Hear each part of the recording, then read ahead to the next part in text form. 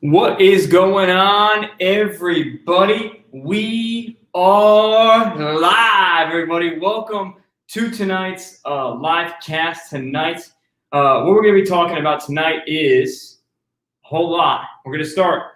Tonight, we're giving away a $600 EMS student grant tonight.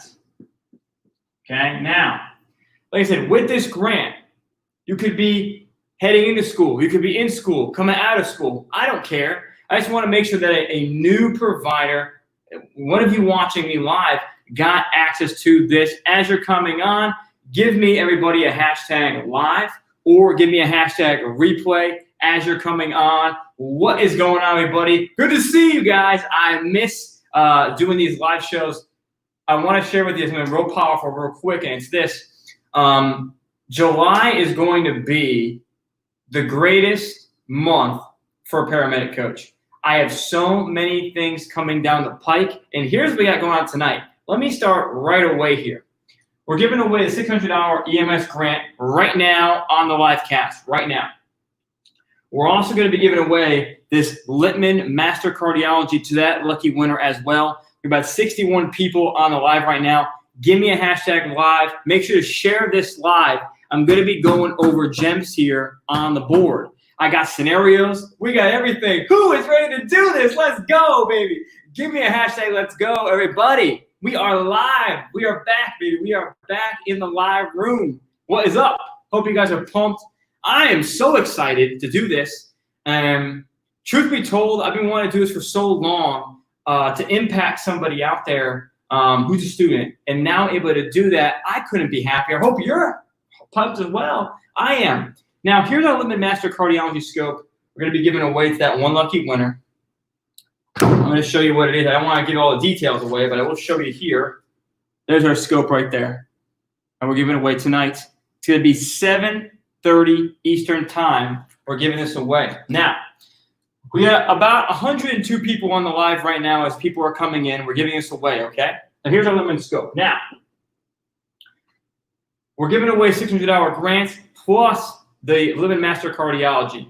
I got to tell you a few things first. Then we're going to get right into our usual scenarios. I got all the scenarios right here, okay? Right in my pocket, and I got the winner right in the back of this sheet here as well, okay?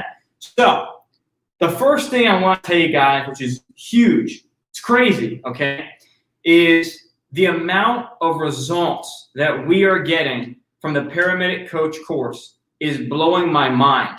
Almost every single day, I'm shouting people out and getting messages from all of you that have watched the videos, that have listened to the audios inside the program, and are passing your boards, connecting dots, and getting through school. I'm so humbled that you took action on the program and were able to deliver that product to you fast and when you needed it. So that makes me very happy. The more of that I see, the more great stuff I can do like this. And this has been my whole goal, to impact you here. We got about 124 people on the live, guys. What is going on, everybody? Hope you're doing well. As you're coming in on Facebook, YouTube, let me know where you're tuning in from. Also, let me know as well if you're live or on the replay, because you could be, who knows where you're at. I know where I am. Where are you? Okay? Now, that's number one. Number two, for the paramedic coach, this next month is going to be giant. Now, here's the big ticket. I'm going to tell you real quick before we get into all this stuff, okay? Here's the big ticket. After this live stream tonight, literally, as soon as I get off here, if you're watching this right now and you're a member of the paramedic coach, you have lifetime access to the video vault, I'm going to do something that's going to change the EMS game. That's why if you were in the group last night, the private group, I put a hashtag in there, hashtag change the game. I'm releasing something tonight that only my members inside the paramedic coach, or if you sign up tonight, sign up like now, okay, anytime you sign up, right? You can sign up now, you can sign up tomorrow morning. It's going to be something that's going to change the game inside my programs. I'm going to leave it at that for now. I don't want to give too much away.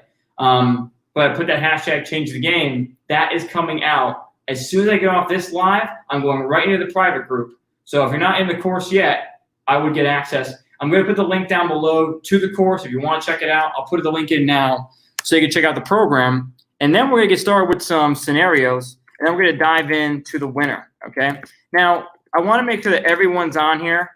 Everyone's on the live that got in, so we're going to give it a little bit of time, and then we're going to get the show going, okay? Who's going to be the winner? So there's a link in the comments. I just put it in.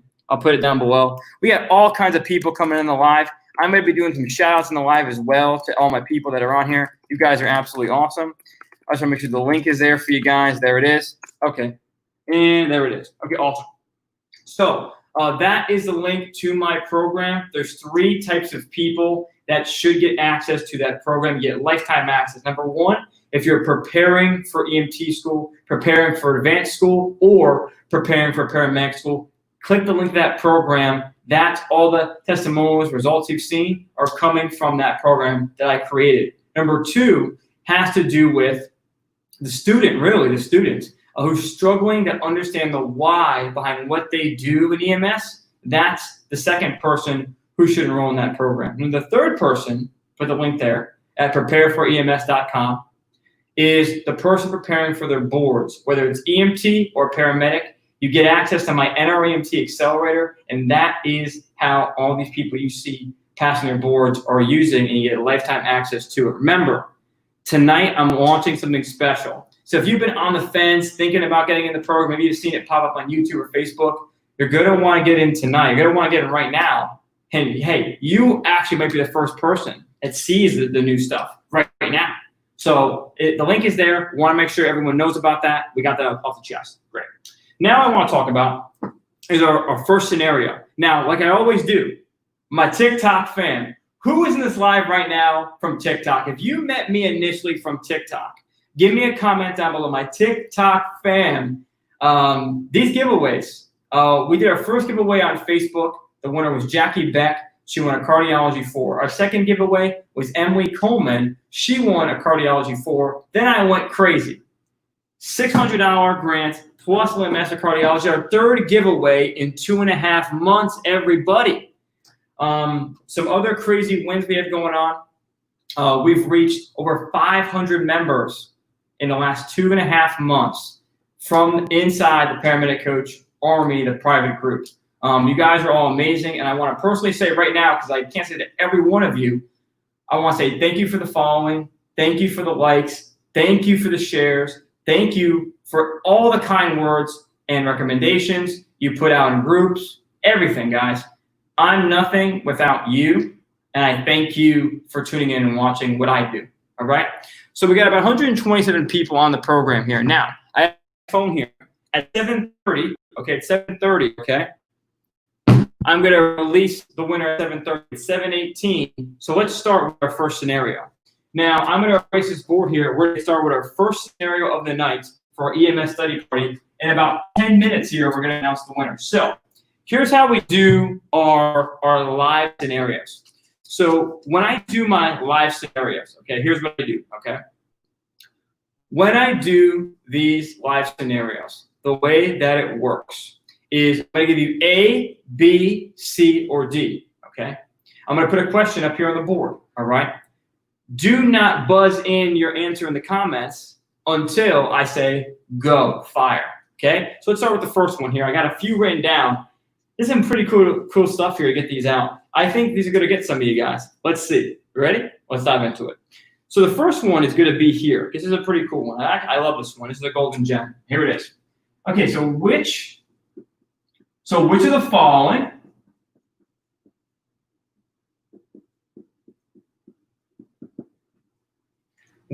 following would cause obstructive shock? Okay, here we go.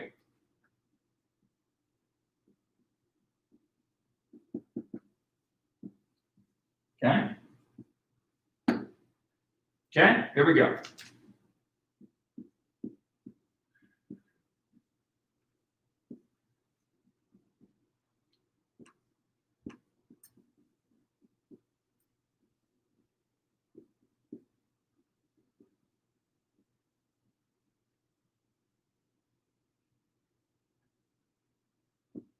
Okay, so there's our first question, everybody. Which one of the following is going to cause obstructive shock. Which one of the following is going to cause obstructive shock in the body? Is it A, DVT, B, MI, a myocardial infarction, okay? C, CHF, congestive heart failure, or D, a tension pneumothorax? Ready for the comments? Ready, set, go. Fire those answers, guys. Fire, fire, fire. Fire those answers. Go, go. Fire those answers. Put them down below in the comments. A, B, C, or D. Which one of the following cause obstructive shock? Okay? Put it down in the comments. I'm going to do some shout outs while you're putting your answers. We have on the live tonight, I'm going to start up here, okay? I'm going to start our friend Alexa Elise on the live. What is going on? From Black Hills, South Dakota. We got Amber Bell from Florida Panhandle. We have hashtag Jersey from YouTuber. What's going on? Some of the YouTubers I can't see you, but so if I don't see your name, what's up? Facebook I can see though pretty clearly. Craig Hawkins live from Iowa. What's going on? We have another YouTuber has live. Kaylin, what's up? I'm here. Raven as well, Mobile, Alabama. We have David Liddon on the live as well. We have Timish Solomon, Catherine. Okay, now they're coming in. Here we go. Colleen, Ed T. We got Randy Smith. We have we got the Duck Dive Boys. We got the Duck Dive Boys in the live cast. 145 people on the live. Give me a let's go, everybody. We are live tonight. Now, question here. Which of the following causes obstructive shock? DVT, MI, CHF, tension pneumo. I'm going to explain at the end. Now, here's what we got for everyone talking about here. Okay? Let's go, Antonio. Let's go. Hello from Pennsylvania to Amanda. We got Darcy Woods. We got Tracy Sue. We got my man Sean. We got Sean. Looks like in the house. Christopher. We got Grayson, Shauna, Amanda, Karen, Hannah, Kaylee, Brittany, Bobby, Heather, Colleen, Joel, Jessica, Tracy. I hope I'm pronouncing it right. I think it's Zufia, I believe. Hope I got it right. Kimberly, Eric, Tamis. Hope I got it right. Jamars, what's up? Alex, Zachary, Craig, Vi. I hope I pronounced this right. Elisa, Devens, I'm live as well. We got Duck Dive Boys, Jason, Morgan, Amanda, Mariah, Andrea, Deborah, Tim, Savannah, Andrew, Myra, Jason. All right. Now, I'll tell you one thing. After going through those, a lot of different things, let me explain what the answer is, okay? Now, we all know there's different types of shock, okay? We know that, okay? And we're going to go over that in a little bit, okay? Now, would a DVT cause obstructive shock? Well, here's the thing. I wrote these questions for a certain way. I know a lot of you out there are probably getting ready and studying for your national registry. So every single scenario I go over tonight, I wrote NREMT style, okay? There's little things in there that might, here's what I call them, and you're going to see them tonight. You might have thought it's DVT because you said, oh, wait, you know what? A really bad pulmonary embolism, that causes obstructive shock. It's DVT. It's not DVT. It's not DVT. Because all I said was the DVT. I didn't say it was a PE. Okay? Now, what obstructive shock is about? You got to separate in your brain. Cardiogenics over here. Okay? I'm going to roll with you this one. Over here is obstructive. They're different types. Cardiogenic and obstructive is different. Distributive is different as well. Hypovolemia is different as well, okay? Okay, now, with obstructive shock, the way to remember it is something in the body disrupts the blood flow. Something in the body disrupts the blood flow, okay? If you think about that, now you're on the right path. Now, hang on a second. Cardiogenic means, cardiogenic shock, in my view, the easiest way I can explain it to you, cardiogenic shock has to do with the heart doing the damage, doing the shock to itself, meaning the heart's having a problem itself, meaning heart failure, a myocardial infarction, that's the heart failing, that's the heart's problem, it's cardiogenic shock, okay? Obstructive shock means either there's a really bad blockage that's causing a problem, or, which you're going to see the correct answer here, which is actually D, tension pneumothorax. The heart fails the pump, but not because it's a heart's problem. The tension pneumo is so vast, it's now putting pressure on the heart where the heart fails as a pump. Okay, now think about it. I get shot here. Here's my heart. This is my left hand. This is my left side of my chest. My heart's on the left side of my chest. If I get shot here, bam, I get shot here on the right side. Think about it. What's going to happen? Okay, I have an open chest wound. Okay, right. What's going to happen if we do nothing and there's no EMS, no one shows up? Going to get worse. That pressure and that space is going to go over and over and over and over. Where else could it go? It has to go over on this side. Think about it. Why is tracheal deviation a late sign? Well, it's a late sign because eventually the pressure gets over here, and now we're moving on the other side. Now we go whoop, and move over. That's how you can remember it, okay? What else? Why do you think that we get JVD with tension pneumothorax? Think about it. Why? Well, it doesn't have to do with heart failure. Right. We know that if the right side of the heart fails, blood's going to back up in the venous system. What does that cause? Edema down here in the legs also can cause JVD. That's the way I teach my students to remember it. Blood backs up. But wait a second. The heart didn't do it. That's why it's an obstructive shock. The tension pneumo caused the shock. And that's why the heart's failing as a pump, because the pressure is being squeezed in the heart. It can't move. That's the answer. Tension pneumothorax. Okay. Now let me see where we're at on time. Okay, we had about 160 people on the live. Let's go, everybody. We are 3 minutes out from announcing the winner. Okay. Now I'm going to do a few shout outs here, and then we're going to announce the winner live on TikTok right here. All right. Now, coming up, I got another 4 or 5 scenarios. I'm also going to be doing a little bit of a lecture as well. I'm also going to be taking your questions. So I'll do some time for some shout outs, some questions. We're going to allow people on the live. So we'll do some questions that people have coming in. If I see some good ones, I'll do it live here on a topic, number 1. Number 2 is going to be scenarios. I have a bunch of scenarios as well, number 2. Number 3, I'm going to do a little lecture. I'll look at your questions, and we'll put something together. I think it'd be really fun. Make it a little interesting for this EMS Study Party Live. Number 3, if you're just meeting me for the first time, maybe you've met me on TikTok, or maybe you met me through YouTube or Facebook. We do live streams here at the Paramedic Coach all the time on YouTube, on Facebook, right? Guys, I post almost daily content, pretty much every other day, or sometimes daily content on Instagram, TikTok. I come out with 2 YouTube videos a week directly on EMS, not just for EMT or not just for paramedic. I call myself the Paramedic Coach. Okay, my name's Evan, by the way. I'm the Paramedic Coach. And this all started with a YouTube channel, Facebook, moves to TikTok, Instagram. So stay tuned for all that. I also do my EMS Study Party live streams here on my Facebook page, which is Evan Paramedic. And I also do them on YouTube as well, if you're watching right now, okay? So that's all the content I put out in the marketplace. I also have a bunch of PDFs I put out as well that's free content to put out for people. And maybe you heard me from my Prepare for EMS course or program. So what that course does is for 3 types of people. Number 1, if you're preparing for school. Number 2, if you are in school right now. Or number 3 is if you're studying for NREMT. I'm going to put a link right now to that program to check it out. And the reason I mention that, again, is very simply, again, after this live, if you are watching this and you are a member of the Paramedic Coach, I'm going to be doing a members-only live stream after this live stream. I'm going from here to right over there, okay? So as soon as this live is done, stand by.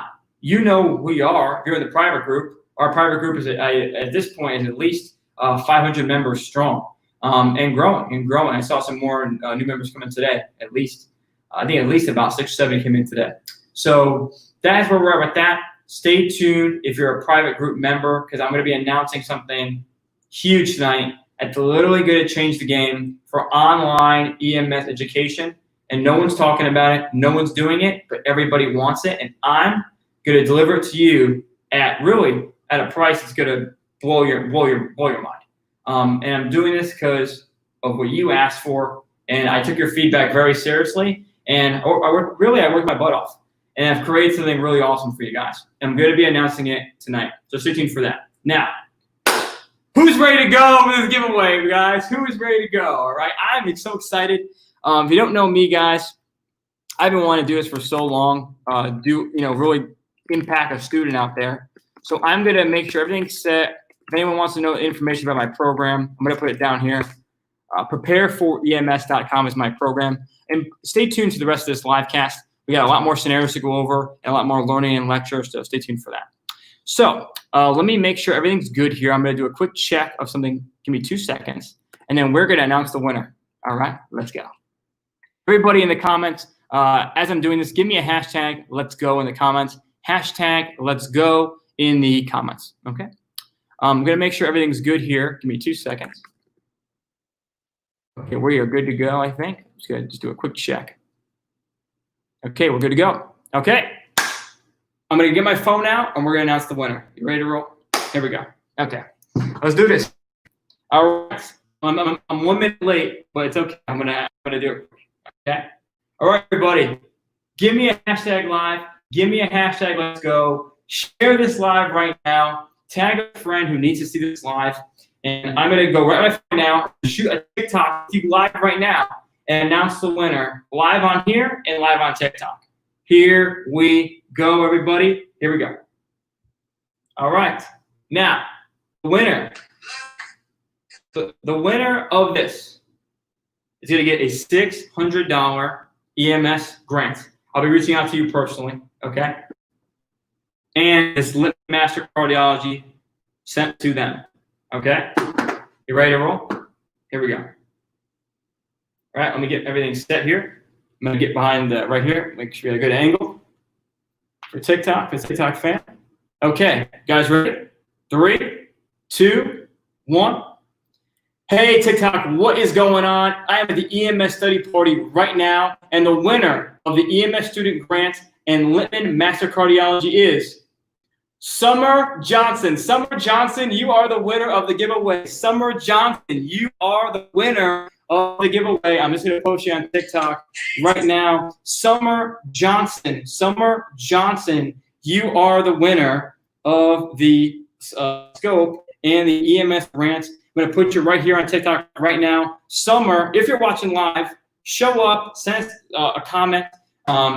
Either myself or somebody on my team is going to reach out to you after the live streams tonight and get you all set. Summer Johnson, everyone say a big congrats to Summer Johnson. You are the winner, my friend. I'm going to put you right here on TikTok right now. Summer Johnson, you are the winner. I'm going to put it here on TikTok, and we're going to get going with our night here. Okay. Doom. It's going, and we should be good. Okay, that's it. Congrats, Summer. Big congratulations. Now, let's go move into our next scenario, guys. Our next scenario coming up. And I got one more thing to tell you real quick before we go. With this next scenario is we're going to be having another giveaway coming up. So stay tuned. Okay? And every giveaway I do is a little different. Sometimes it's a scope. Sometimes I'll do a grant. Sometimes I'll do equipment. They're always going to be different giveaways that I do. But stay tuned to the Paramedic Coach. Number one, for your education and what you're learning, what you're sought at to be a great EMS provider. But number two is I'm doing giveaways, guys, all the time. And you never know when I'm going to pop up live and do something. So stay tuned on YouTube, Facebook, TikTok, Instagram. You know it. Let's do our next scenario. Let's go. Somebody give me a hashtag. Let's go. And be sure to congratulate Summer Johnson on winning this. All right? So here we go. So we are going to dive into our next scenario. Who's ready? Okay, now, Summer, I got my friend Tacky over here. If you guys know Tacky, I'm going to have Tacky hold the scope here, okay? All right, here we go. Our next scenario right now, tonight, okay? We're about 100 strong right now, is going to be right here. Here we go. This is about pediatric patients, guys. Pediatric patients. So many of you ask me about pediatrics. Hey, I want to get better at pediatrics. Well, think about it. You know, when you're going to a pediatric call and you don't see that patient very often, right? Hey, I've been there, okay? And you get that feeling, man, I don't want you to have that feeling like, ooh, I'm not prepared, okay? I've been there. Everyone's been a new EMS. You could be watching for 20 years. You've been there. Well, this question here, I'm going to make you feel more comfortable with pediatrics, okay? Let's do it. So this one's going to be, I got it written out here. It's a beautiful question. Here it is. All right. Which of the following,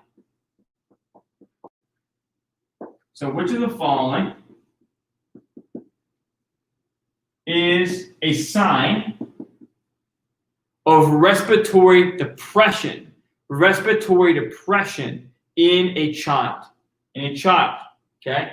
So when I say a child, I'm talking about, think in your mind, it could be 4, 6, 8 years old. Okay, a child. Okay, not a neonate. Okay, child.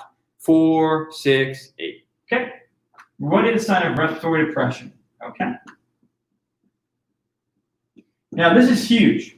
Now one big part of the NREMT, one big part of really class is pediatrics. Hey, did you know that most students actually fail NREMT based on OB/GYN and pediatrics? You got to know this stuff. So let's talk about it, okay? So we got A, B, C, or D. Remember, don't tune in with the comment until I say go, okay? So A, B, C, or D, here we go. So here we go. Let's see what we got here.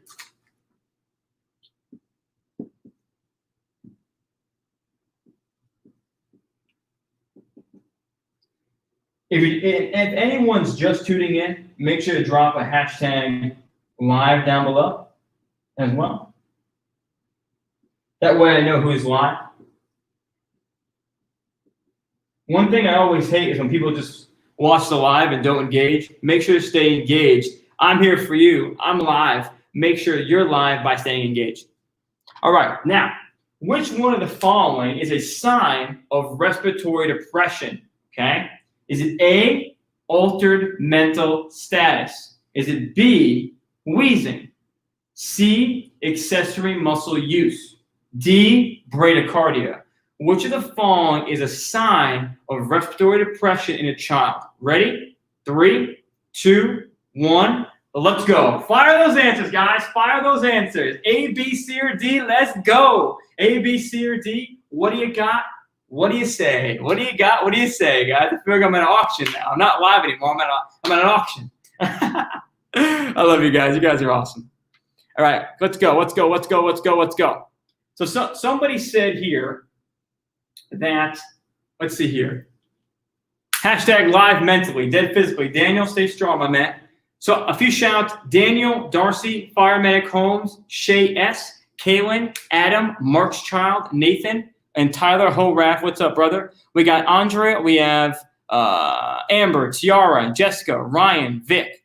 We have Courtney Green. Somebody give me a laugh out loud. Thank you for the laugh out loud, Courtney Green. Jason Powers, Maggie Loader. Let's see here. We got Tim. We got Heather King Smith. We have Keegan, Brittany, Tyler, Mark's Child. See you guys. Hey, Tacky, Colleen, what's up? Adam, my man, what is up, brother? Hope you're doing well. Daniel, we got Denise. We got Hannah. We have April, Caitlin, Colleen, Melissa, Jocelyn, Sean, Jamel, Tim, Kiara, Serenity, Antonio, Jimmy, Amber. Hope I didn't, Crystal. I hope I didn't skip anybody. Ruben. We got Miss Chriswell. We have O'Sullivan, Victoria. We have, let's see, I think I got everybody there from what I can see. Becky Ives, Letitia, Paige, Andy, Eric. Hope you guys are doing well. Okay, now, what's up, Jason? Walker, currently on the interstate will be fit in the next few hours. This will be a good listen, my man. All right, here we go. Ready? Here we go. All right, now, what do you think it is? Make sure you dropped it in. Make sure you drop it in there, okay? Now, which of the following is a sign of respiratory depression? Okay, you got to know this. You can't miss this. Seriously, guys. I like to have fun here. You know that, but you can't miss this in a child. You got to know this code. If you get it wrong, it's not going to be a good outcome for the child. Okay, because the thing about children. Now, before I tell you this answer, I'm going to tell you this. There's two main pathways I want you to watch out with in children. Number one is respiratory. Did I say it? Respiratory? Yeah, I'll say it again. Respiratory. You need to watch out when a child is having a hard time breathing. Once they get in respiratory failure, the only next step is respiratory arrest. And once they hit failure, outcomes are not good. Okay? So our goal in EMS is to intervene while if we see them in depression, we want to get them out of that so they don't go into failure. Once they go to failure, it's like right into arrest. Okay? Now, if I'm talking about respiratory failure, think about it. Here's my body, I have a lot of energy right now. You guys say, Evan, you have good energy, right? I have good energy right now, right? I'm clearly not in respiratory failure, right? Think about it. What's the opposite of good energy? Bad energy. When I say bad energy, what do you think about? Oh, I'm tired. Oh, I'm lazy. Oh, man, I can't want to get out of bed, right? That's one way I remember failure. It's like that child looks very tired and doesn't appear like they're tracking me around the room. The child looks very sluggish. The child looks like it's given up, throwing the towel in. That's a way to remember, an easy way to remember what failure versus, we talk about more of a respiratory distress. Another word you could say could be depression as well, okay? However you want to look at it. Could be a depression, could be distress, same sort of pathway here, okay? But the pathway you want to remember, and I'll put it, I think I have it from right here, is we have a child that starts off basically in mild. So mild, I guess you can say distress, but it's not really distress yet. It's kind of just having a mild shortness of breath. You really haven't hit distress yet, okay? We go from mild, then we go to respiratory distress, okay? Okay, and we go on from there, okay? The next thing we go on from distress is failure, okay? Right? And then we're going to go into respiratory arrest. So that's the pathway. So I kind of think about a line here between distress and failure. If the child crosses this line, the outcome's not going to be usually very good, okay? So they're going to be really sick if they cross that line. So we got to intervene before this line, right? Take care of their obs, take care of their vitals, take care of their condition, okay? So one of the first signs you're going to see, which I have here, you're going to see, okay? Now, altered mental status. Well, the thing is, altered mental status alone could be at all levels. And remember, I'm writing these National Registry style questions where there's going to be these, a lot of them look good.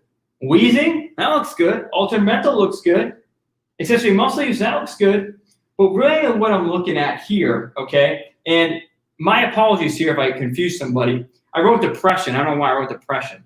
I meant to write distress, not depression. Because looking at it now, you could say, oh, bradycardia, okay?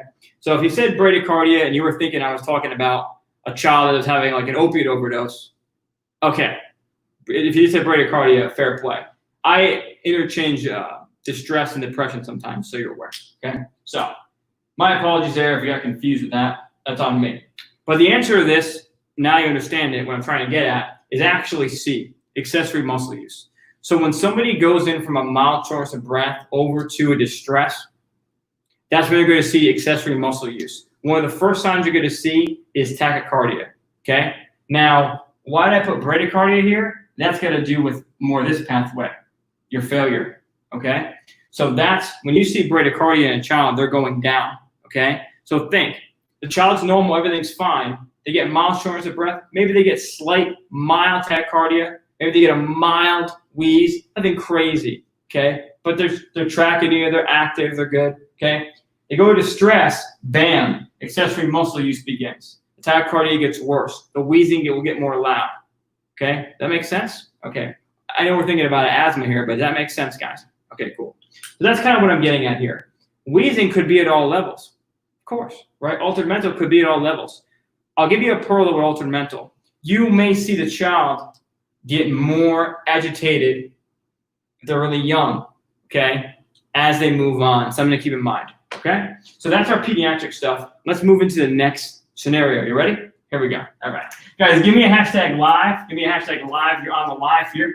Give me a hashtag replay if you're watching the replay here. And we got people in the car. We got all kinds of stuff. Let me see what we got for comments here. We got yay, Courtney Green. I got one. Good job, everyone. Yes, got it. Good. Yeah. Beautiful. Okay, awesome. Good stuff, guys. All right. Now, this one's a big one, and one of the main reasons why people have a hard time on national registry and really have a hard time with school. I know plenty of people that have gone through school, and they didn't make it because of this topic right here. So let's talk about this topic right here, okay? So, which of the following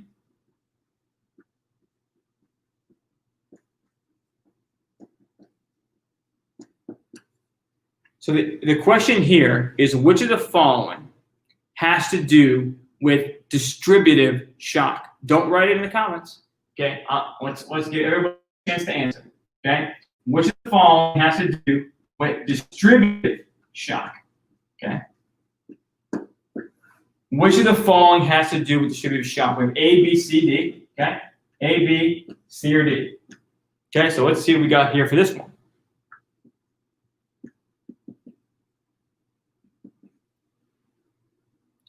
I got my cool little stuff here. I'm going to throw that in.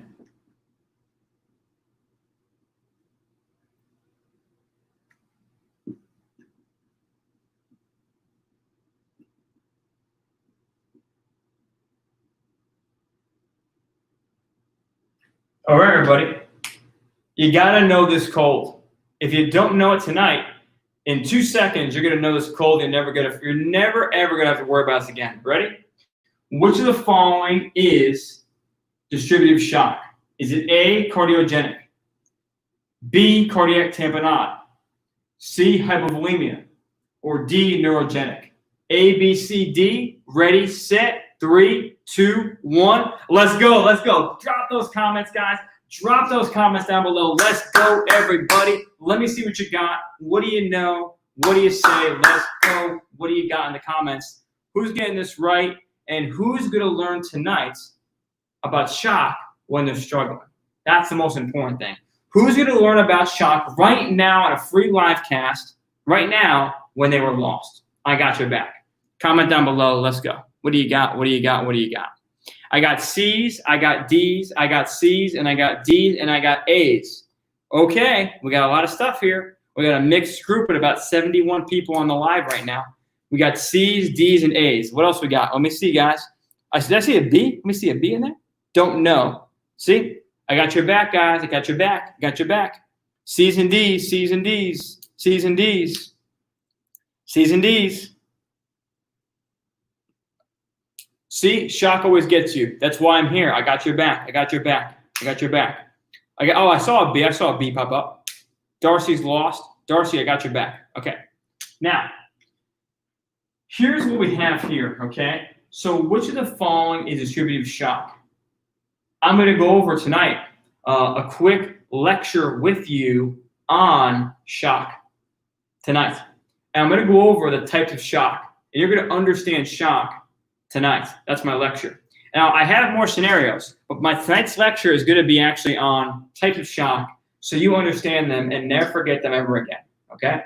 So I want to ask this one to see if it'd be a good topic, and it looks like it is. I see a lot of not sure's. See, guys, this is a killer when it comes to exams. Let's talk about it. So, which of the following is distributive shock? And before I tell you the answer, can I share something with you? Is a lot of programs, what they do is they don't focus on teaching the types of shock. They're all over the place. And you get hit in one lesson, one day with shock, and then it ends up being the main thing about your program, and then whoop, it's gone.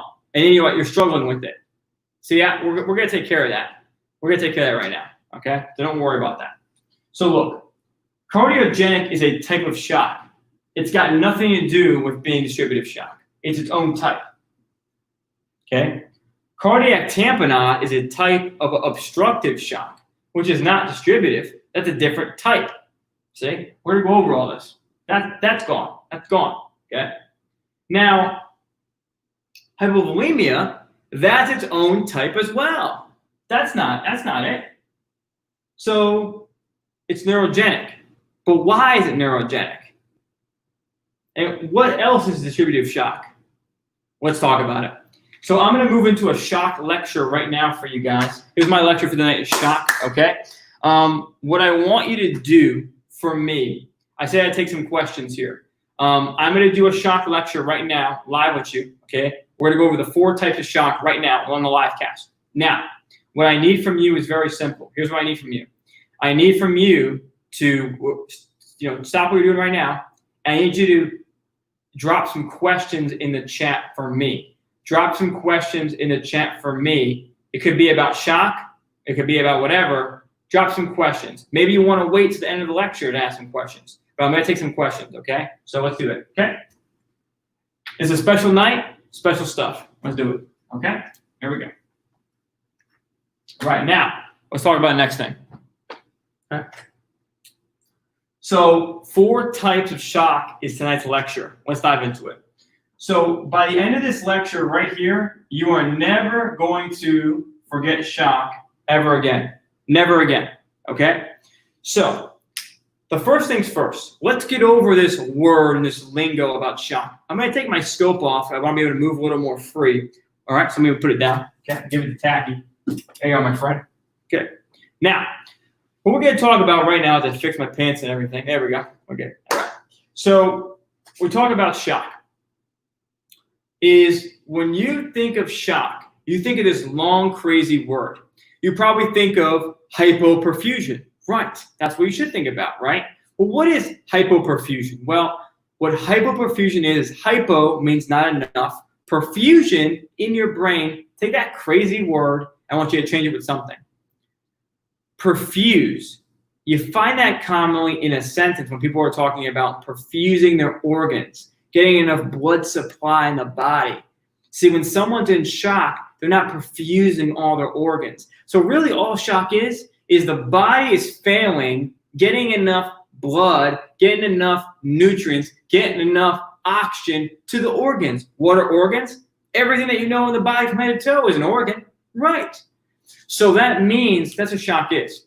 Something really bad is going on in the body that's causing your organs not to get enough blood and oxygen. Right. That's all shock is. Okay, so what are the types? That's where everyone gets tripped up. So if that first part trips you up, you got that now.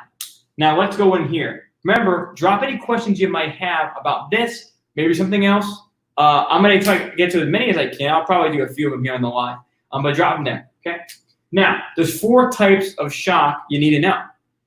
The problem is when you get taught it in class, you get taught it all crazy. This is the way it should be taught, in sections. So let's talk about it. So there are 4 types of shock, and then there are subtypes in certain shocks. I'll say it again. There's 4 types of shocks, but then there's one shock in particular that has subtypes. Okay? All right. The first shock we're going to talk about is the one that you probably already know. Okay? Which is going to be cardiogenic. Okay? So cardiogenic. Everyone knows cardiogenic. Okay? And maybe you don't. I'm going to tell you right now.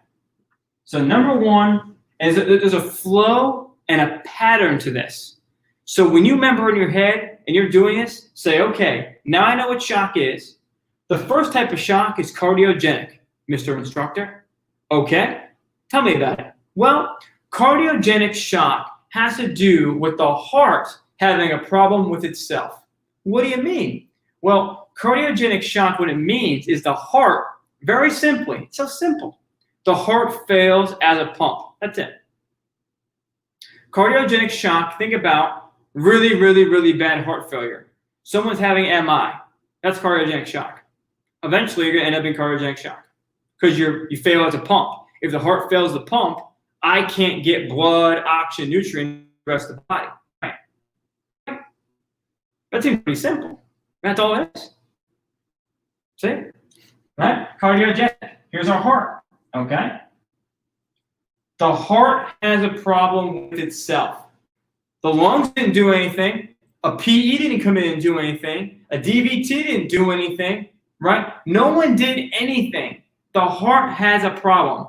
That person's heart messed up. That person's heart has a problem. That's why they're in cardio, the heart-genic shock. Heart shock. Heart shock, cardiogenic shock. Okay? The heart has a problem it's dealing with, and it's messing everything up. There it is. Okay? So what does that look like? That looks like MI. Okay? And by the way, if you never heard this before, I'll break it up for you. Myocardial infarction. When I went to EMT school, that word scared me. It scared you? It scared me. I was like, what the hell is that? Well, break it down. Myo as an M, muscle has an M as well. Cardial sounds like cardiac. Okay? So cardiac, we think the heart. Cardiology is the heart. Right? Infarction means death. Infarction means death. Your heart's dying. Heart attack, your heart's dying. Heart attack, your heart's dying. Myocardial infarction, your heart's dying. There it is. Okay? MI or CHF, which means the heart fails to pump. That's number one. Number two, we move on to the next type of shock, and I have it like this for a reason. Okay? So now your instructor goes, okay, good job, Evan. You told me about the first type of shock, cardiogenic. What about tell me about the second type of shock? Let's talk about it. Well, the second type of shock is obstructive. Obstructive shock. Remember we talked about our friend earlier. See the method to my madness, guys. Obstructive, okay? So, what obstructive shock has to do with is a blood flow issue that's stopping blood from being circulated correctly. The way I like to think about it is very simple. Kind of like this. I want you to stop for a second. Think. Just stop for 2 seconds. Think. Okay. Your heart pumps. Okay? Right. Right now your heart's pumping. Nothing's going on. Just pumping normally. Right. Now, what if you have a tension pneumothorax? What if you get a pulmonary embolism? What if you get a cardiac tamponade? That has nothing to do with the heart itself having a problem, the heart muscle being a problem. Cardiac tamponade, that's right around the heart. That's an issue. A pulmonary embolism is stopping blood flow. Cardiac tamponade is stopping the heart from pumping. What about tension pneumothorax? It's putting pressure on the heart. It can't pump. So the way I think about remember obstructive, well, it's those three things. Cardiac tamponade,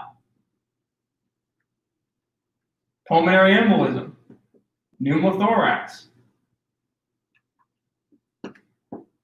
Think about it. The heart just doing its thing. Heart's going around. I got no problem. I'm just pumping along. All of a sudden, we hear with cardiac tamponade. What the hell? What the hell's going on? The heart muscle. I'm chilling. What's going on here? All of a sudden, there's all this pressure on the heart. It can't pump. Obstructive shock. It's obstructive. Think about it like this. These three things obstruct blood flow from being normal. But it's not the heart's fault. Something happened to make the heart fail as a pump. That's the way I remember it. So cardiac tamponade, that's going to mess with your heart. And the heart's sitting there, what the hell's going on here, man? I'm pumping along. This goddamn cardiac tamponade came in. Another scenario, heart's pumping along, pumping along. All of a sudden, you get a pulmonary embolism. You got to be kidding me. We got a blockage in one of the pulmonary arteries. We're not going to make it. We got a PE. Heart didn't do anything wrong. But we got a blockage. Obstructive shock. Pneumothorax. Tension. It's really tension pneumothorax, which we call it. The heart's pumping along. You got to be kidding me. Look at all this pressure coming in from the right side of my chest, coming over to my side, causing all this tracheal deviation in JVD. I didn't do anything wrong. Why did we get shot in the chest? That's it. That's how I remember obstructive. Not the heart's fault. These things are causing an issue with the heart, so we can't pump blood. That's how you remember it. Got it? Good. Now, number 3. Also, give me a hashtag live if this makes sense. Hashtag live. Questions, comment down below. Okay. The third one we're going to talk about is distributive. Okay. And guys, also don't forget, I got more scenarios coming up, and I got a big announcement at the end of this live, so stay tuned. Okay? Distributive. Now, distributive, this is where you get messed up. So many of you, I ask for distributive, oh, because you weren't taught this way. When people teach it, they go all over the place. When I say a type of shock, so far, cardiogenic and obstructive, distributive are types of shocks. You have subtypes of shock inside distributive that you know the names of, but you might not know what the hell they are. Let's talk about them. Distributive is broken up, and they are types of shock, but a subtype of a distributive wing of shock. So we have septic shock, anaphylactic shock, and we have neurogenic shock. Okay? Septic, anaphylactic, neurogenic. Okay? Now, the way to remember distributive shock, and I'm going to share it with you. The hallmark way to remember it is these are the patients that when they get bad in shock, they have that abnormal opening, that vasodilation or opening of their blood vessels. They don't compensate very well. So when you get septic, anaphylactic, neurogenic, that's the person in shock where you see with a blood pressure of like 80 over like 30, 80 over 40, okay?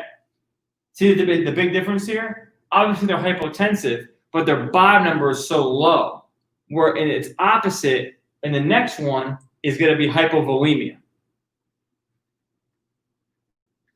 If I'm bleeding out, epinephrine in the body, or if I have fluid loss, okay, which is both in hypovolemia, is what do you think? Isn't my body going to be going crazy to keep me alive? Right. We're going to be dumping epinephrine we occur in our body naturally to keep us alive. The problem is with septic, anaphylactic, and neurogenic, all that fails. It doesn't work. Because the blood vessels abnormally dilate and open. So all that dumping doesn't work. It doesn't do it. It can't work in distributive shock. That's how you remember it. The hallmark sign of these is you get that vast vasodilation. So this patient really needs, yes, fluids, but also needs pressors. They need epinephrine IV or norepinephrine IV to get their pressures back up. Okay? That's distributive. Now, the final one is hypovolemia. So with hypovolemic, okay, those are the patients I want you to think. You have two things: blood or fluids, blood or fluids, blood or fluids. Are you severely dehydrated like crazy or lose too much blood? You're hypovolemic. This is the one that everyone knows, right? You think, oh, they got shot. But don't forget someone who's too dehydrated as well. Is that fair? Okay, cool. So that is your 4 types of shock. Pretty cool? Now, I'm going to go through them again. If I ask you, or your instructor asks you, what are the 4 types of shock? What are you going to say? I'm going to get in front of the board. What are you going to say? There we go. Now you can't see it. You have 4 types of shock. You start with the heart. So you go heart. Cardiogenic. Cardiogenic. Oh, the heart has a problem, like MI or CHF. Oh, yeah, you got it. You got it right. Okay. Second one. Okay, think it. Obstructive. Okay, something happened to the heart, but it wasn't the heart's fault. What could obstruct blood flow? A PE. Could be cardiac tamponade. Could be what else? What else, guys? What else? Put in the comments. What could it be? Tension pneumothorax. Oh, there it is. There it is. See, this is you right now. If you're just learning it, I'm pretending you're in class. This is how you're going to do it. Okay. Where do we go from there? The one with the subtypes. Distributive. There's 3. So they have distributive shock is like a abnormal opening of the blood vessels. Okay. There's 3 of them. So there's septic, there's neurogenic, anaphylactic. Yeah, you got it right. Okay, one more. The one you already know. Hypovolemia, think blood or fluid. There it is. That's how you do it. Okay, 4 types of shock. Hope you enjoyed that little lecture. Okay, so let's move into our next scenario. You ready? Here we go. Let's do it. All right, let me check out the comments. I'm going to wipe the whiteboard, and we're going to see some questions here. I'll answer a few questions real quick. We got a lot of people on the live, but I do want to answer a few questions. It'll be fun. And we're going to hop into some scenarios. Stay tuned in this live cast. I'm going to be announcing something huge at the end of this cast. So here we go. Let's see here.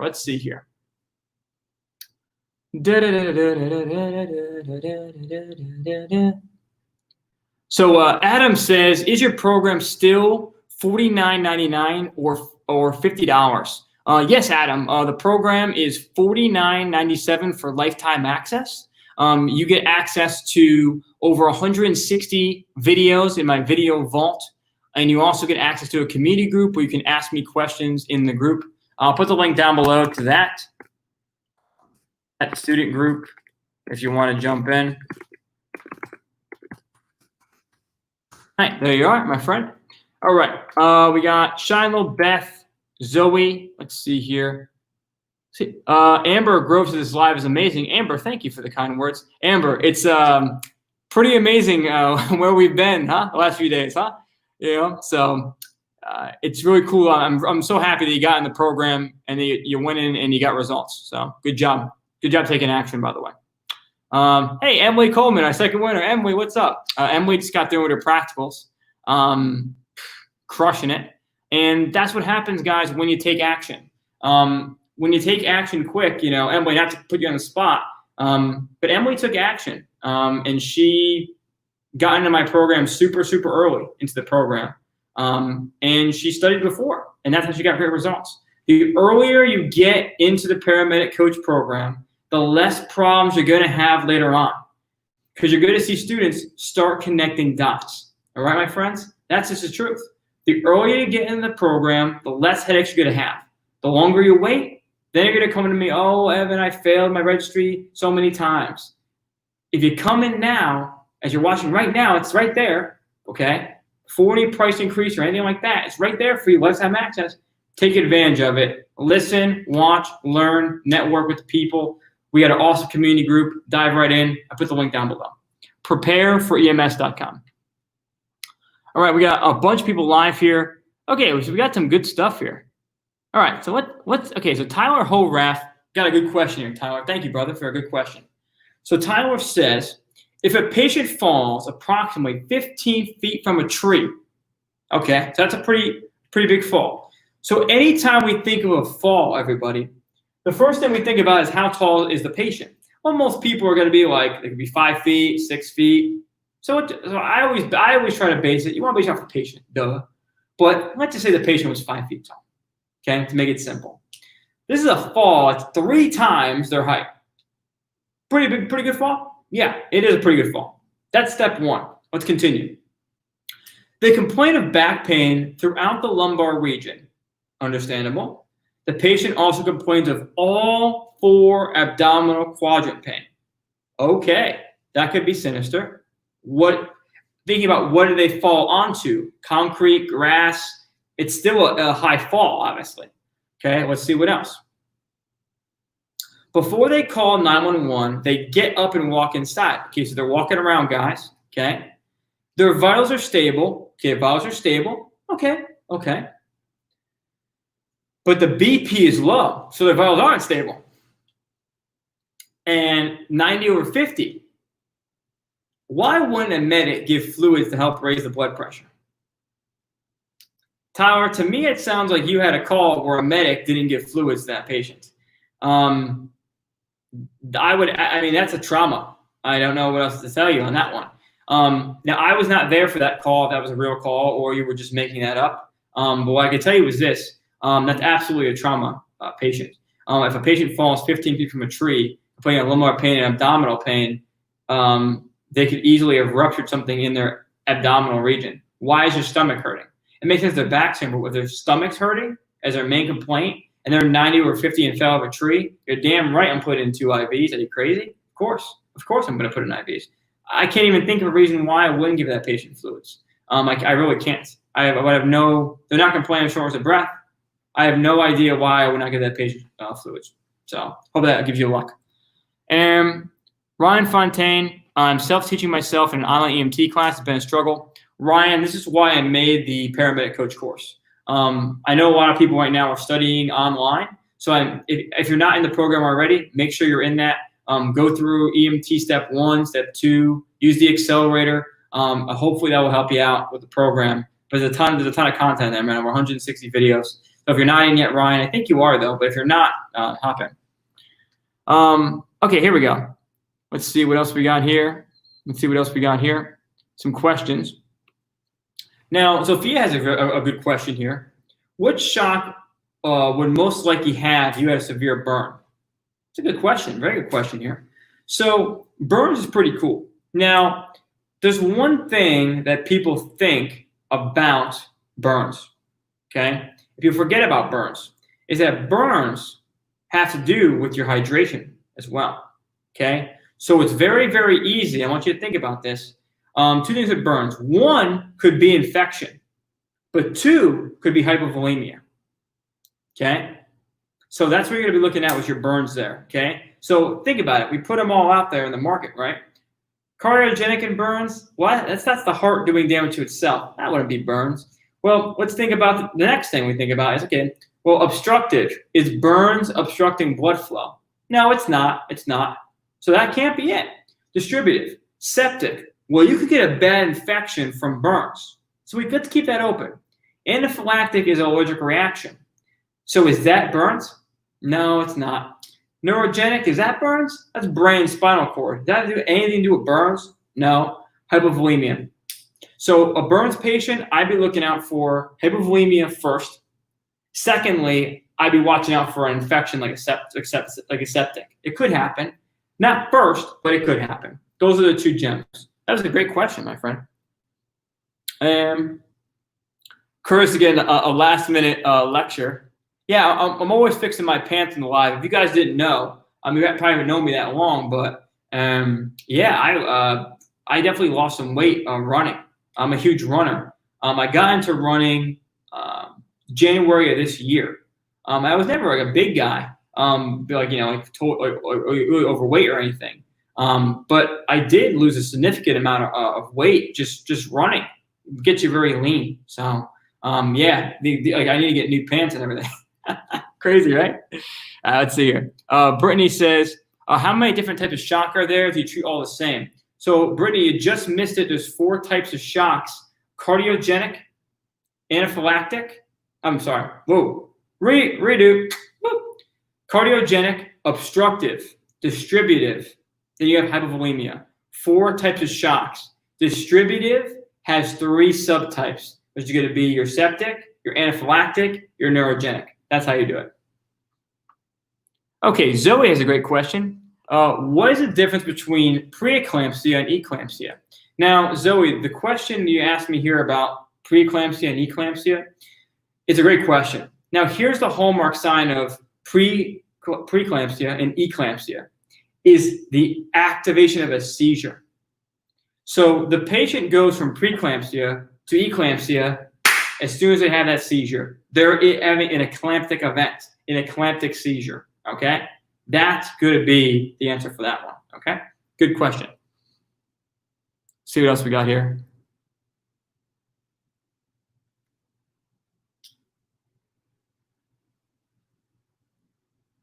Okay, I think we got a lot of them there. Great questions, guys. Great questions. Okay, so now what we're going to do is our next scenario. So remember, if you're just tuning in, Sasha says, do you have NREMT for medic or just EMTB? It's a great question, my friend. So what this has to do with my program is at every level. So whether you're pre-EMT, EMT, advanced EMT, or paramedic, it's all broken up into sections from BLS to ALS. So if you're a medic studying for NREMT or in school, this program is for you. If you're an EMT or advanced EMT, every single provider level is what it is, okay? So here we go. I'm just going to put oh, Daniel, thank you, brother.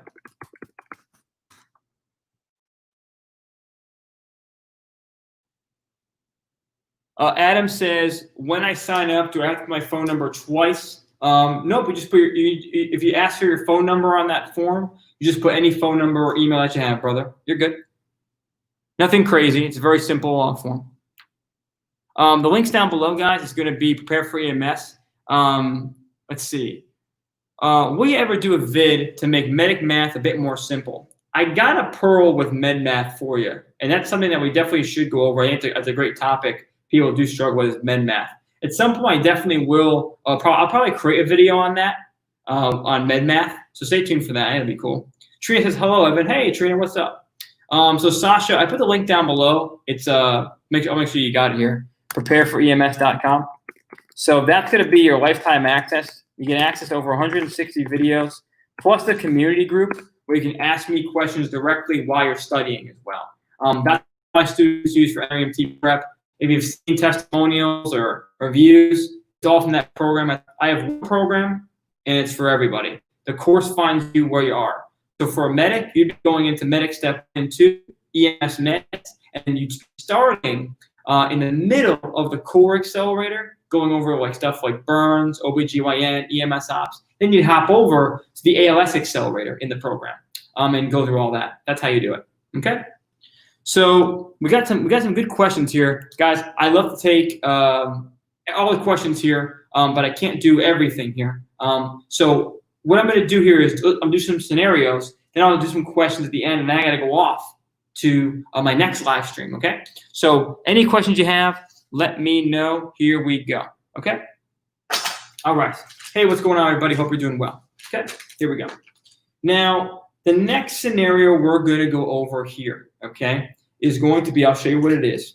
It's got to do with a patient who, this is paramedic level. You guys are going to like this. Here we go. All right. So, which of the following patients gets paced? This is an NREMT style question. So here we go. Okay. NREMT style. What kind of patient gets paced? Don't write in the comments yet. Remember, A, B, C, D. When I say go, fire your answer. So who gets paced? Okay. Who's getting paced? A, B, C, or D? Who's getting TCP, transcutaneous pacing? Now here we go. Let me show you. Here we go. Okay, write it out for you guys. Now, by the way, if you're wondering, Evan, where do you get all these questions from? I actually get these questions from students. I get a ton of messages every day on Facebook, on my Evan Paramedic page or Paramedic Coach. Could be Instagram DMs, could be comments on YouTube. All these questions don't come from random ideas. They come from questions you ask me, and then I put them in a question and share them with everybody else. That's how you do it. Okay.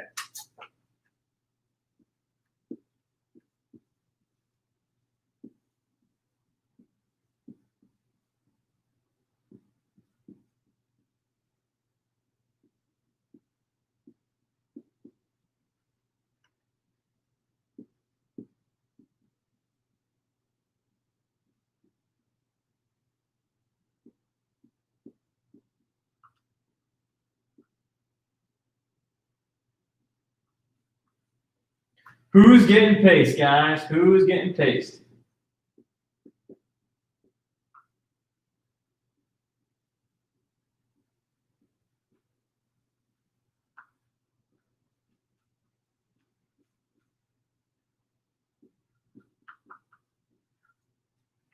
Okay, now, before I show you the answers, you might have saw them already though. This is what I call an NREMT style question. This is a tricky question. Here we go. A, B, C, or D. If you can read it and you can see it, go ahead and fire your answers, but I'm going to read them off, okay? A, B, C, or D. Who's getting paced in the ambulance? Paced, okay? If A is a 56-year-old male with chest pain, 92/60. B, a 68-year-old female with shortness of breath, heart rate of 50. C, a 62-year-old male with chest pain, altered mental status, 88/40. Or D, a 60-year-old male patient with a second-degree type 2 at a rate of 36. Who's getting paced? A, B, C, D? Fire those answers, guys. Fire those answers. Go, go, go, go, go. Fire those answers. Here we go. Who's getting paced? Who's getting paced? What do you got? What do you got? What do you got? Now, I see some old questions here I'm going to answer while you guys are doing that. Now, Here we go. Let me just put it in. Okay, so Judy said, when do you ventilate adults and children? Judy, a great question. So there's two types of times when you're going to ventilate a patient. And I want you to think about it. We ventilate a patient when the patient is not ventilating well on their own. Now, Evan, you're saying, well, that makes sense. Right. Well, just think about it. When am I not ventilating well? When my respiratory rate is too low, right? So if my respiratory rate as an adult is 6, I need to be ventilated to go back to where I belong, which is going to be 12 to 20. I need to go back to where I belong, right? So too slow would be a time to ventilate. But what about too fast? If I'm an adult, for example, and I'm breathing 40 to 50 times a minute, same deal, same deal. You might want to think about ventilation. So too fast, too slow, that's going to be times to ventilate the patient, okay? Now, I'll give you an example of a time when you wouldn't ventilate a patient. The patient's got a respiratory rate of 16 and they have wheezing. They don't need to be ventilated. What they will need is, in that case, well, at the medical level, they would probably need some albuterol, and there'll be other factors. We don't know what's going on with that patient. We don't know if it's asthma or cardiac wheezing or whatever it may be. But see, my treatment is more on, hey, what's their SpO2? Let's make sure their oxygen levels are okay. Let's make sure that their lungs are being opened, or is it a cardiac issue, right? That's what I'm thinking about, okay? So that's how you deal with that. Now, Keegan had a long one here, okay? So let's just see what we got going on here. Keegan says, Keegan, I have a long question here. Keegan, that question is pretty long. Do me a favor, message that to me, or put it in the Paramedic Coach private group. I believe you're a member of that group as well. Put it in there. It's just a little long for the live. Thank you for the question, though, Keegan. And let's see here. Okay, all right. Okay, here we go. Who gets paced? We got a lot of stuff here. Okay, now, Sasha, what's up? Colleen, what's up? Judy, Cole, Fire Medic, Denise, Zoe, Mark's Child, Jamaris, what's up? Okay. Now, this is an NREMT style question. Did you mess up? Did you think too quick? I'm giving you all the examples tonight of how people fail. If you read this question too quick, you messed up. Now, I'm going to give you a pearl here about this, okay? Watch. A 56-year-old male with chest pain, and he's 92/60. Why did he get paced? I didn't say anything about his heart rate. People that get paced have heart rate issues. So why is that the answer? See, this is what the NREMT will do. See? They're not trying to trick you. It's so simple that you're overthinking it. That's not it. I didn't even give you the heart rate. How could you pay somebody who don't have the heart rate? Right? A 68-year-old female with shortness of breath and a heart rate of 50. I didn't give you a blood pressure. How is that the... So if you don't have a blood pressure, you can't answer the question, right? There's not enough info there, right? And the heart rate of 50, what rhythm are they in? I don't know. That's not it. Okay? Now, if you rush the question, you might have put C. And this is what the NREMT will do. This is why people will tell you about the NREMT and they'll say, think simple, don't overthink it. The answer is D, my friends. And I'm going to give you a pearl about this in a second. But this is a little tricky question because your brain might have said, oh, it's C. A 62-year-old female with chest pain, altered mental 88/40, their blood pressure is unstable. That's it. Dude, I never gave you the heart rate, dude. But I gave it to you here. And if you knew your knowledge, you would know that a second-degree type 2, atropine ain't going to work for that. Because atropine plugs into the vagus nerve. A second-degree type 2 and third-degree heart block, that ain't going to work. Second-degree type 1 or first-degree or sinus bradycardia, atropine will work. Naturopathy is not going to work for second degree type 2 or a third degree heart block. That's why the answer is D. It's tricky, I know. Now let me give you what you really want to look for, okay? So for my ALS providers, real quick, I want to give you a pearl, okay? Here it is.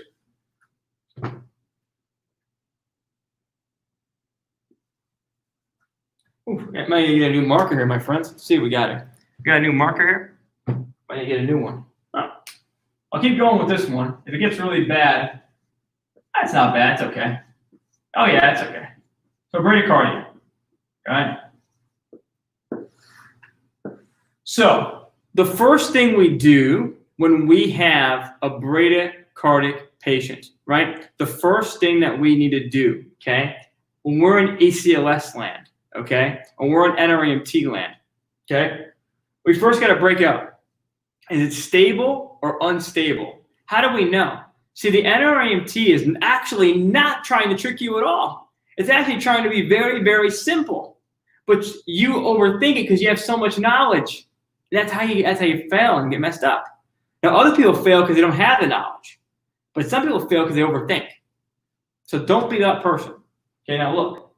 Bradycardia. If I say to you on the NREMT or an ACLS, you don't got to think, oh, is it a primary tachycardia? Dude, it is a test. Dude, it's a test. We're not in the field. It's a test. They're telling you it's a primary tachycardia. I mean, not tachycardia. A primary heart issue, right? You don't got to think, oh, is it this, that. No, they're telling you that you're in an ACLS class talking about bradycardia, okay? Or you're on the NREMT talking about bradycardia. You don't got to overthink, okay? So it's very simple. Is it stable or unstable? And how we determine stable or unstable with patients is very easy, guys. We look at their blood pressure. That's it. That's it. That's it. Done. Someone's going to say on the live, Evan, what about if they're symptomatic? What if they're altered? Look at the mental state. Dude, you don't. It's never failed me, guys. And if you weren't taught this, it sucks. I'm happy I'm teaching you now. It's blood pressure. Blood pressure determines stable or unstable at NREMT. Also stable or unstable in ACLS is blood pressure. That blood pressure is under 90 systolic. They're unstable. If the blood pressure is above, they're stable. The symptomatic comes in with bradycardia when you're trying to think about what to do. So think about it. If you took my pulse, right, I told you I'm a runner, right? Took my pulse right now, the odds are it's either 42, 44, 46. I would be on this algorithm. Holy shit, I'd be on the algorithm.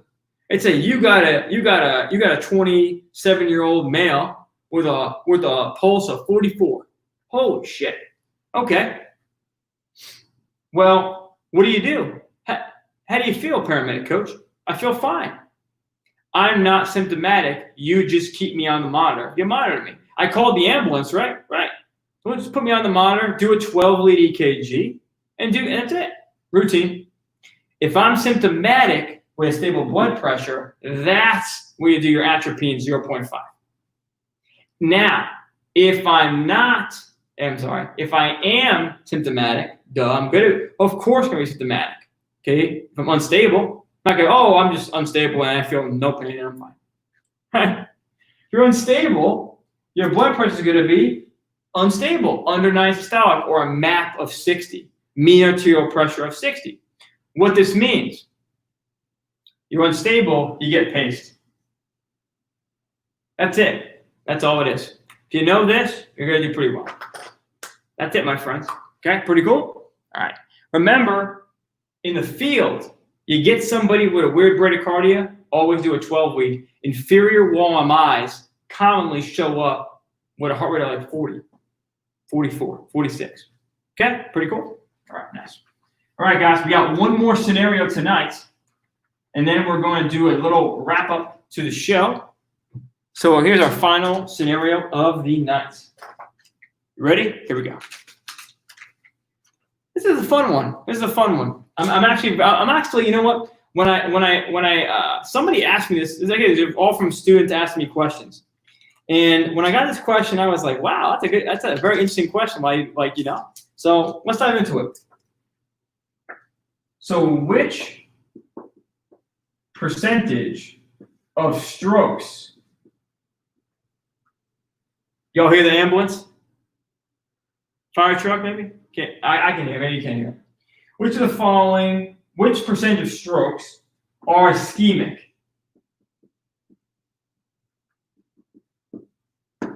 Which of all the strokes? What's the percentage of them are ischemic? Remember, don't answer in the chat. Okay, A, B, C, D. I'll tell you when to go. Okay, so we got A, B, C, D. Here we go. So is it A, 60%, B, 50%, C, 20%, or D, 90%? Ready, set, 3, 2, 1. Fire those answers, guys. Fire those answers. A, B, C, or D. A, 60%, B, 50%, C, 20%, or D, 90%. What do you got? What do you say, my friends? What do you have here? All right. What do you got? What do you got? Is it 60, 50, 20, or 90? Which percentage of strokes are ischemic in nature? By the way, do you know what ischemic means? We're going to go over it. It's our last topic of the night.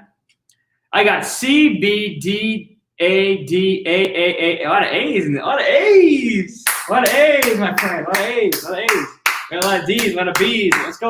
Keep them coming. We got A's. We got D's. We got B's.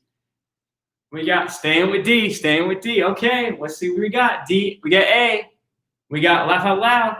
All right. We got A's. D. We got D. Okay. Y'all ready? We got more coming in. We got more coming in. We got more coming in. We got way more coming in. Whoa! Here we go. Here we go. Here we go. Here we go. Here we go. Here we go. Here we go. Okay. I think we got everybody. Now, this is a fun one. I thought I'd give you a fun one, but it also gives me a chance to talk about strokes, which is one of my probably best topics to go over is on stroke. I'm really good at stroke. Now, we talk about strokes, about how much are ischemic. Well, first, what does ischemic mean? Well, ischemic stroke means that there's not blood in the brain. What that means is there's a clot. It's a brain attack, a clot of an artery that supplies blood to the brain. It's a stroke, okay? Now, I'll tell you straight up, a lot of people said A, and it's not A. It's not B. It's not C. It's technically 87% of strokes are ischemic. So I put 90, okay? It's D. Whoever said D, good job. And now here's the crazy part about it. That only leaves a small percentage, which I use the word traumatic, a traumatic stroke, okay? Which some may say is an odd word to use, but it makes me remember it because I think, well, we got blood in the brain versus no blood in the brain. So, okay? So we think about someone having a hemorrhage in the brain, right? We also think about somebody having an ischemic event in stroke. So I want to tell you something interesting about stroke. Can I share it with you? Let me share it with you. Here we go. This is pretty interesting, okay? This is pretty interesting, okay? If you're in my private group and you really did dive deep into the video vault, you might have saw this, but I'm going to share with you. But even some of my top students might not have seen this video yet in the vault. It's a lot of content in that vault, right? So let me show you. This is what we call some cool content. So I'm going to leave you with the last tip of the night. Did you know, I didn't know this until I went to a paramedic refresher. Okay, I'm sitting there and doing CME. I didn't know about it until this physician assistant spoke on stage. I've been a medic for years, didn't know it. And I'm like, holy shit, I didn't know that. Okay, I was a medic for a few years at a time. This is back in probably 2015 or 2016 or something like that. And he goes, hey, do you know why the stroke scale is facial droop, arm drift, speech? Because that has to do, most strokes happen in the middle cerebral artery. So you have an anterior cerebral artery, a posterior cerebral artery, and you have the cerebellar strokes. So here's the thing. You might not know this. Most strokes affect the middle cerebral artery, and they show droop, they show drift, the weakness, the speech, or I can't speak. That's most strokes. But did you know that you could have a stroke in the back of your head, the cerebellum? That what's going to cause is nausea, vomiting, a really bad headache, dizziness, vertigo, and nystagmus. Nystagmus, quick tip. If you think someone's having a stroke, they might have nystagmus. Excuse me. Sorry, guys. Nystagmus. What you do is this. Here are my eyes here. What you want to do is you want to have the patient look up. So you shine a light in their eye. You check their reactivity. Do that first. Equal all that stuff. Then you put the light in their eye. Look up. If you see their eyes going crazy like this, that's a vertical nystagmus. If you have a patient, my friends, who has the worst headache of their life, with dizziness, with vertigo, with nystagmus, crazy eyes going like this when they look up, vertical nystagmus, they're hypertensive. My friends, that could be a sign of a sneaky stroke, a cerebellar event. Okay, a stroke back here. Okay, not in the middle cerebral artery, back here. Okay, I thought I'd share it with you. Pretty cool stuff. Okay, I got that tip from a paramedic CME years ago, and I was like, oh my God, why have I never taught this? It's crazy. It's been cool for you. So, my friends, I want to thank all of you for tuning in tonight. This was an awesome live cast tonight, and we gave away this Littman Master Cardiology to, if you didn't know, if you're just tuning in, Summer Johnson. Summer Johnson, you've won this Littman Master Cardiology and the $600 EMS grant. It's ready. It's waiting for you. I'm going to get this shipped out to you, and I will see you all next time. Now, before I go, I'm going to be moving over to that chair over there. If you're a member of the paramedic coach, maybe you just bought it right now, okay, or on the cast, or maybe you've been a member for a long time.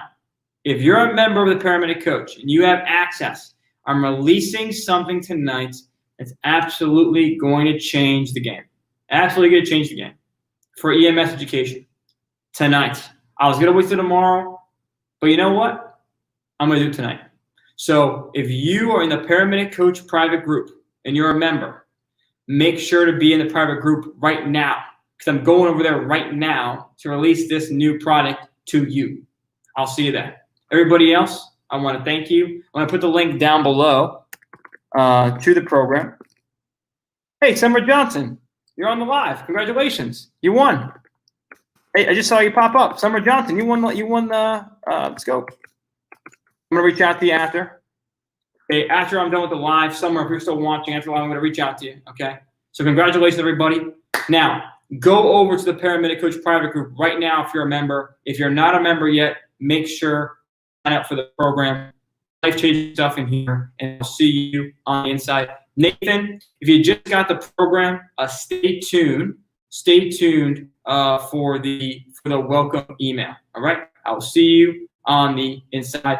And Summer, I see you commenting a bunch of stuff there. I will reach out to you in the messenger as you are the winner of the giveaway.